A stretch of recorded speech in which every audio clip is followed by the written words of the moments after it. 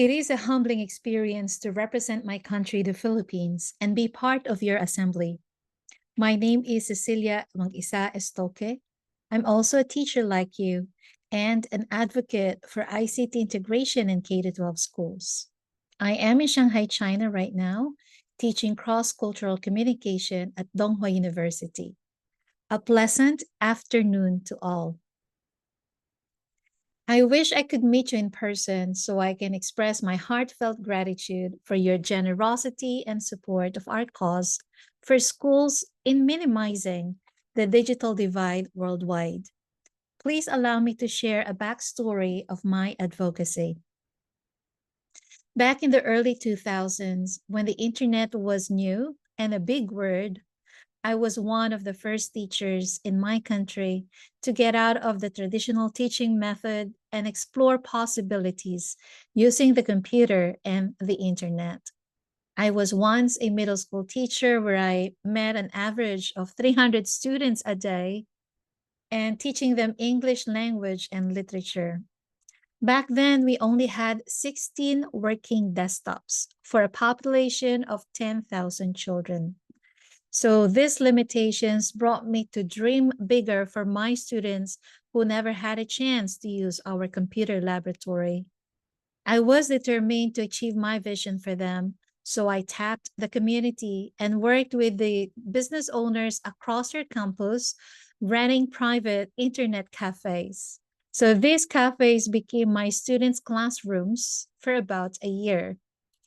Through collaboration with the community, my students successfully digitally collaborated with other schools in the Philippines, Taiwan, the United Kingdom, and Romania. These were all made possible with the help also of my colleagues who had more advanced ICT skills than me back then. And they devoted a few hours of their time to train my students with digital skills. And of course, with the backing of the entire community who opened their internet cafes and supported our digital project, our project-based learning was made possible. To be candid, that was one of the most challenging innovations I made in my earlier career as a teacher. I was not a tech savvy, and I was just learning how to use the computer and the internet. There was no smartphone, and there was limited access to connection. But all because of this vision, which remains valid until now, my students were able to create this synergy that I have dreamt for them and the present schools at the moment. It is my dream to see synergy between teachers and students working collaboratively from different parts of the world. Only when we are connected can we genuinely open our students' eyes to the world's reality and show them how we complement one another and how much we need each other. For 20 years for this call, I have witnessed schools progress and schools wasted opportunities, all because they have limited access to technology or no digital technology access at all. These limitations take away access to information and the possibilities of building worldwide connections among schools that could have brought more potential in solving critical problems and much more meaningful interactions and learning experiences. The global pandemic in the past 2 years made the need for digitization more obvious. It widened the digital gaps in many schools worldwide, especially in underdeveloped and developing regions, and Philippines is one of them. And due to the unstable economy and massive lockdown, the Philippines Department of Education declared a no-contact policy, and students were not allowed to attend school physically for 2 years.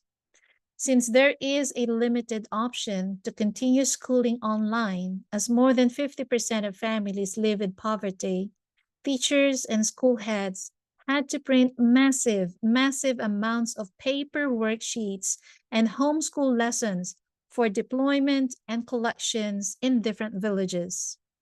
Imagine this printing where they needed to cover about 27 million public school students in K-12 for 2 years. Parents, on the other hand, were also compelled to be homeschool teachers, despite their capacity and limitations to act the role of a teacher for their children. So, this change in education landscape created a considerable literacy gap.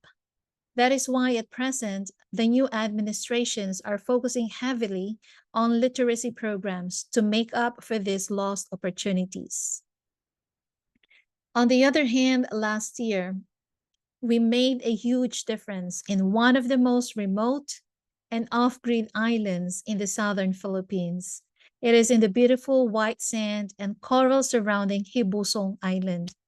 And thanks to your generosity, we have delivered 20 digital tablets to Liberty Elementary School. In partnership with Prescola and the Department of Education, we were also able to provide a solar powered Prescola box and train the island school teachers with digital skills. Can you imagine the glow on the faces of these children when they first held their digital tablets and experienced real learning with technology in their classroom? The school head could not believe that they were given a priority to this digitization project that we launched together. In fact, she told me that they're often given the last priority due to the remoteness of their location and, of course, the financial constraints of their local government. Access and skills are two critical factors in making a mark in 21st century education. Access to information requires the right digital tools, skills, and mindsets. And we educators are the frontliners toward this change. It may be challenging as it will require our commitment to upgrade our skills, recalibrate our mindsets to catch up with the industrial revolutions, and make our teaching relevant, meaningful, and intentional for our students to become future ready. We are proud to have taken our first steps in digitization with your school.